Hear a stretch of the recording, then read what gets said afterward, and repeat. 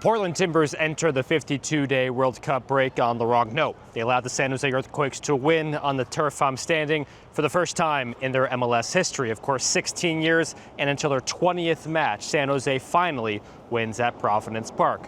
Phil Neville used tonight more as a reflection of the first 14 games, and obviously it's not good enough for the Portland Timbers to sit 13th and 5 points back of the final wildcard spot entering the hiatus. I've got an incredible bunch of talented players.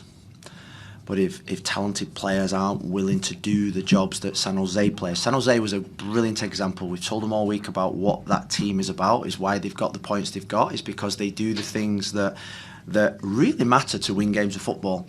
And I think in the first 14 games, I think it's 14 games. In the first 14 games, we've not done those things, and it's why we are in the table. It's why we've only got 14 points, and I think it's totally unacceptable. And you know, we can talk about systems, we can talk about movements, patterns, whatever. But I think if you're not prepared to follow your man, head a ball, block shots, work for 96 minutes for your team, and that's without the ball, then you're not going to be a successful team. And I'm a big part of that. Portland Timbers certainly had chances in this game, and I sort of feel about this occasion how I did 6 days ago against Inter Miami. They deserved to lose, but it wasn't a cruddy performance. In this one, when you go down 2-0 in the first 12 minutes of the game, you're essentially climbing uphill with the 50-pound weighted vest on you, because San Jose was 5-1-1 on the road this year. Coming into these games, only in 3 of their 14 MLS matches they had given up more than 1 goal, so you see just how steep of a hill the Timbers had from the start. And I don't agree with how the Timbers started this game. San Jose was playing their 5th game in 15 days, and the Timbers want to turn into a track meet immediately on. And the one thing that the Timbers have been most prone to this season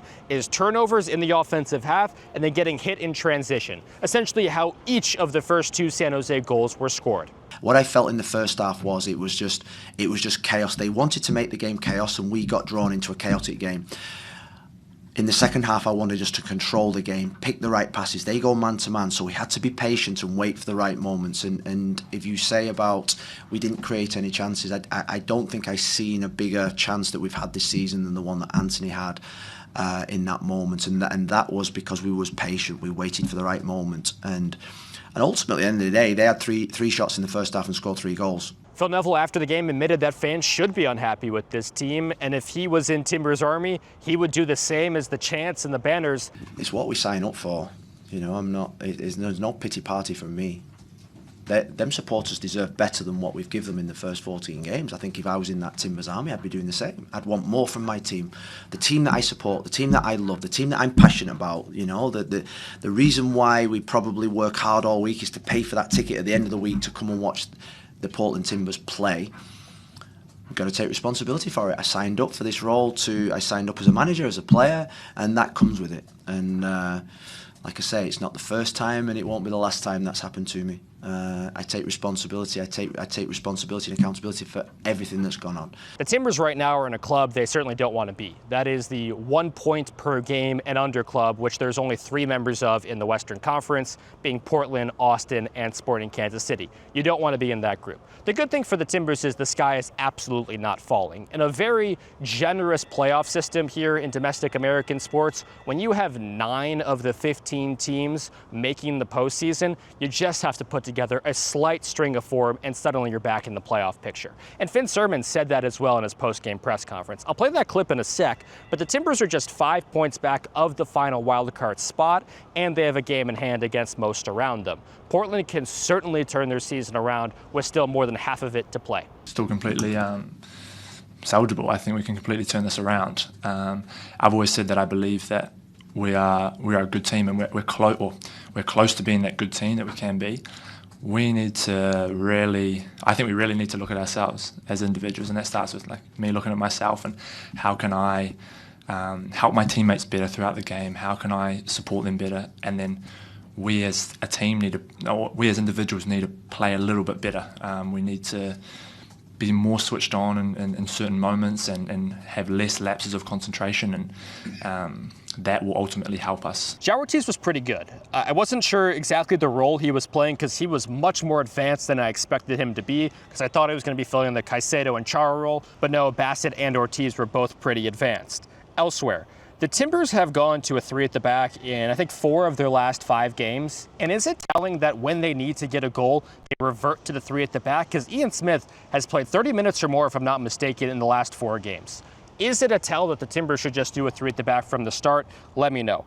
I thought Jamar Ricketts, the fullback for San Jose, was awesome.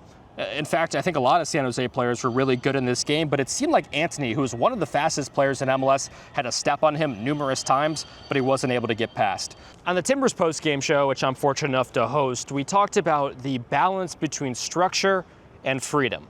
And the Timbers have not found that equilibrium through 14 games. I feel like the first 14 games today was a reflection of the first 14 games, and was the periods in the game where we could have scored? Yes. Was the periods in the game where we played some incredible football? Yes. But it actually, sorry for the language, it actually means jack it, really, because we lost the game. That'll do it for the Portland Timbers post-game report. Final one of these for a while, but the content is certainly not drying up. Adam Booker and I will have a Timber Review podcast breaking down all of the above from this game on Tuesday morning. I'll have a write-up column on the Timber Review Patreon on Monday. And we'll also have bonus podcast episodes every week on the Timber Review, unless there is some breaking or significant news, in which we will come back to the public feed for all to enjoy. I've had a lot of fun doing these. Hopefully there's more Timber wins in the near future, and they can come back after the break on an absolute storm.